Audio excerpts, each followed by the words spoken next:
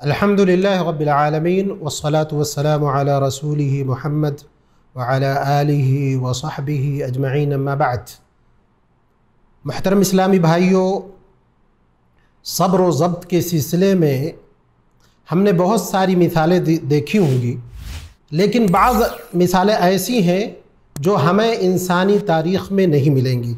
जैसा कि बुखारी और मुस्लिम की रिवायत में है, रावी हदीस अनस बिन मालिक खादिम रसूल हैं। वो फरमाते हैं, कान लि अबी तलहत इब्नुन यश्तकी, कि अबू तलहा के पास एक बेटा था जिसे बीमारी लाहिक थी। ये अबू तलहा अनस बिन मालिक रज़ियल्लाहु अन्हु के सौतेले बाप थे, और ये जो बच्चा था बीमार था वो अनस बिन मालिक का सौतेला भाई। फ़खरज अबू तलहा सफ़र में निकल गए। फ़लम्मा रजा, अबू तलहा जब वापस हुए चंद दिनों के बाद, फ़क़ाला, उन्होंने कहा, मा फ़अल इब्नी, मेरे बेटे का क्या हुआ, यानी बीमारी में था, शिफायाब हुआ, क्या उसकी हालत है। उम्मे सुलैम ने कहा, जो अनस बिन मालिक की माँ हैं, वो फरमाती हैं, और अबू तलहा की बीवी वो कहती हैं, हुआ अस्कन मा कान, वो इंतहाई सुकून में है। वक़द्दमतिल अशा, उन्होंने रात का खाना दिया, और अबू तलहा और उम्मे सुलैम ने रात बसर की। सुबह जब हुई तो उम्मे सुलैम ने अबू तलहा से कहा, या अबा तलहा, ए अबू तलहा, अल्लाह तबारक व तआला ने जो मामला हमारे साथ किया है उस सिलसिले में एक बात सुन लीजिए। वो ये कि अगर कोई शख्स आपके पास कोई अमानत रखे और वो अमानत वो आपसे ले ले तो क्या आपके लिए कोई हरज है। उन्होंने कहा, बिल्कुल नहीं। फिर उन्होंने इस तमहीद के बाद कहा कि हमारा बेटा इंतकाल कर गया है, फौत हो गया है। गोया कि अल्लाह तबारक व तआला की तरफ से ये अमानत थी जो अल्लाह ने हमसे ले ली। ये सुनकर अबू तलहा गुस्से में आ गए। कहा, मुझे ख़बर नहीं किया, खाना पानी पेश किया, बहुत सारी चीज़ें हो गई। यही गुस्से की हालत में नबी अकरम सल्लल्लाहु अलैहि वसल्लम के पास हो गए। नबी अकरम सल्लल्लाहु अलैहि वसल्लम से सारा माजरा बयान किया, किस्सा बयान किया। नबी अकरम सल्लल्लाहु अलैहि वसल्लम ने सवाल किया, अअर्रस्तुमुल लैला, क्या रात तुमने गुजारी है अपनी बीवी के साथ। उन्होंने कहा, हाँ। अल्लाह के नबी सल्लल्लाहु अलैहि वसल्लम ने दुआ फरमाई, अल्लाहुम्मा बारिक लहुमा, अल्लाह इन दोनों को बरकत से नवाज दे।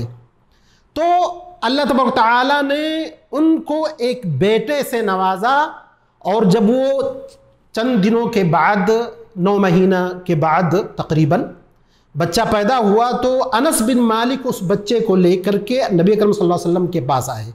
नबी अकरम सल्लल्लाहु अलैहि वसल्लम ने उनकी तहनीक की। तहनीक का मतलब ये है कि नबी अकरम सल्लल्लाहु अलैहि वसल्लम ने अपने मुंह में डाल करके खजूर को अच्छे से चबाया और निकाल करके बच्चे के मुंह में डाल दिया, और उसका नाम अब्दुल्ला रखा।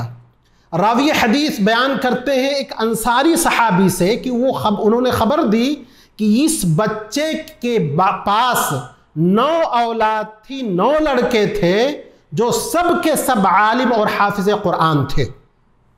तो ये नबी अकरम सल्लल्लाहु अलैहि वसल्लम की दुआ की बरकत। तो इस हदीस में चंद चीज़ों के बारे में हमको पता चला। पहली चीज़, उम्मे सुलैम रज़ियल्लाहु अन्हा, कितनी बहादुर सहाबिया, अल्लाह ने कितना सब्र से नवाजा था उनको, कि जब अपने शौहर को उन्होंने बताया, अपने बेटे के सिलसिले में तो झूठ नहीं कहा, बल्कि क्या कहा, पहले से ज़्यादा सुकून में है।